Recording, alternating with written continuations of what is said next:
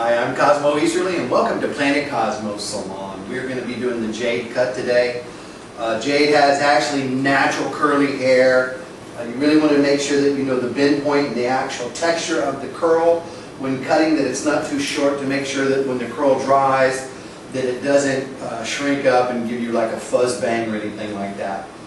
One of the ways to check that is to look at the hair naturally, play with it. If you're unsure about the texture, try to have your clients come in with their hair dried natural so that you can see how it dries and how the hair looks.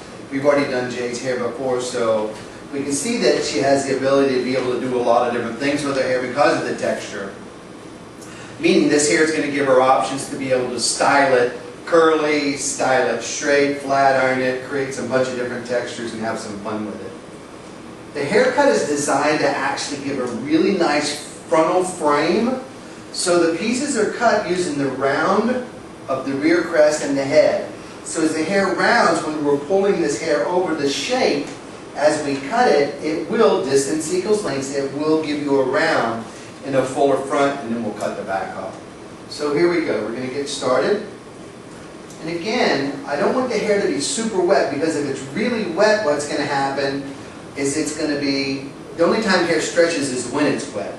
So if the hair is really super wet when I'm cutting, and I put tons of tension on it when I'm cutting like this, and I pull it, it's going to shrink dramatically. So you want to avoid that at all costs.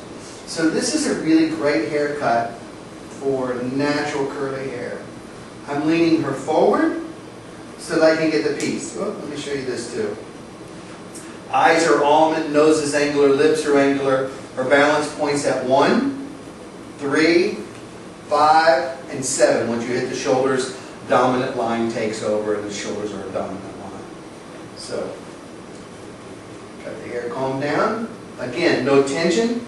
I know where my lines are by what I'm looking at. Make sure that you lean her forward. You've got your shears going into her eyes, so make sure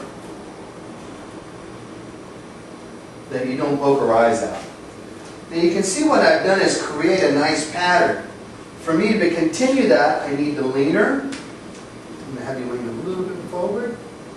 And this gets the lines where the hair can continue to be cut. And you see the line that we're putting in. Our slide, we're not slide cutting, because on curly hair especially, it will create frizz. I am chewing, thumb only, following my line down, chewing the shape all the way. And you see that we're just building a freehand line into our haircut. Making sure that the back is parted down the center, or where we have her at her part line, where hair naturally likes to separate because of the cowlick or growth pattern. We're not sure if a cowlicked or not, but just kind of taking that all the way through. We're going to be taking some length off, so I'm just starting there. We'll switch to the other side. Same thing again, no tension. Now the nice thing about this is I have a guideline already started. And I literally just chew my way right down the line. And you can see the line starting to really come in.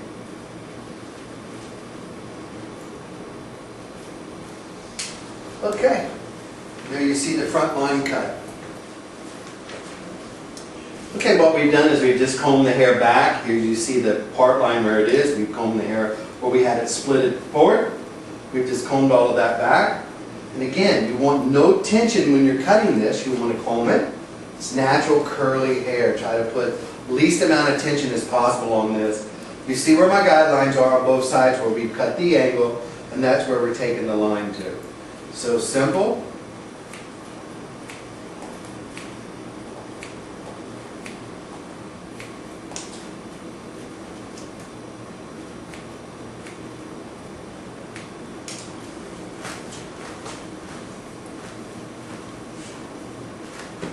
Okay. What I'm doing now is I'm making sure that I do the monkey, and the monkey is always opposite, like a scratch. Left arm scratches the right side of the head. And you can see the shape of the haircut really nicely falling in with a nice line and the clean line in the back.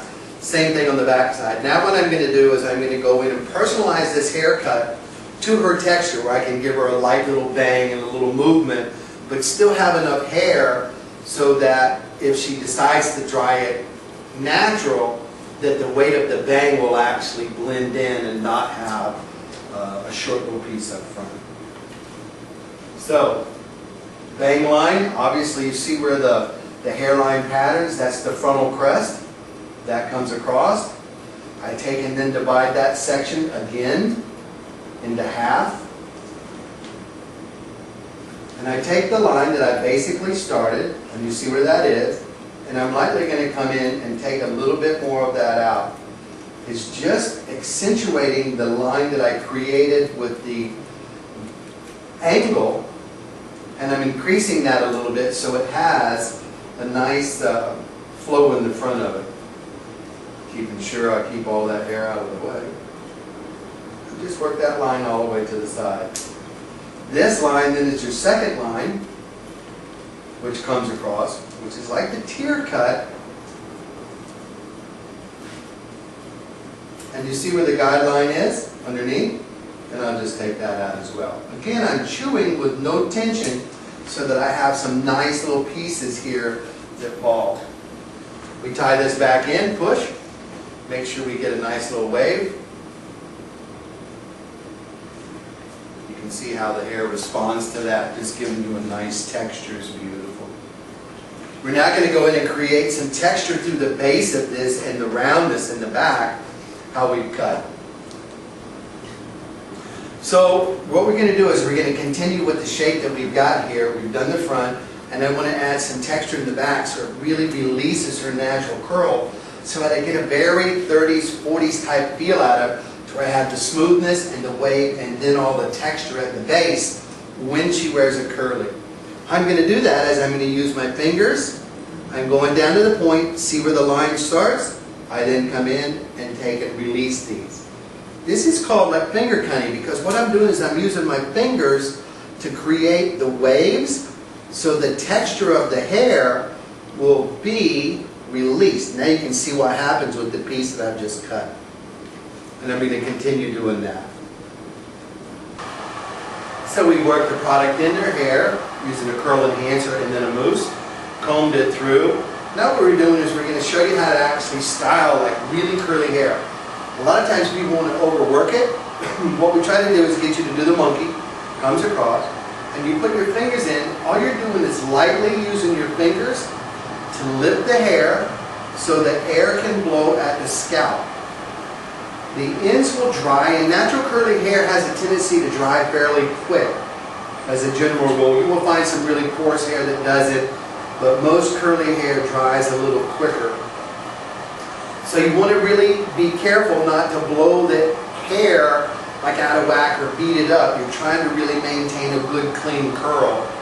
Diffusers were really popular back in the 80s, trying to get that 80 curl look where you diffused it.